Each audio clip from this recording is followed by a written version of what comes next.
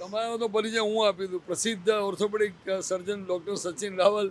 રાવલ સાહેબ, 4 જૂને મતપેટીઓ ખુલશે તો શું ખુલશે? કમળ જ જીતશે. કોન્ફિડન્સ છે તમને એટલું? હવે ગુજરાતમાં તો ખરો જ હવે. ગુજરાતમાં કેન્દ્રમાં નહીં જીતે.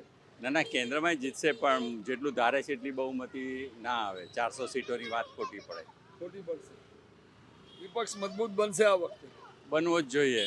લોકશાહીનું જો જતન કરવું હોય તો વિરોધ પક્ષ મજબૂત હોવો જ જોઈએ. તમને શું લાગે છે કે કેટલી સીટો કોંગ્રેસ 40માંથી આગળ વધશે? ઇન્ડિયા ગઠબંધન કેટલી થશે? હવે એટલું બધું તો મારું નોલેજ નથી એક્ઝેક્ટ. ભાજપની કેટલી આવશે?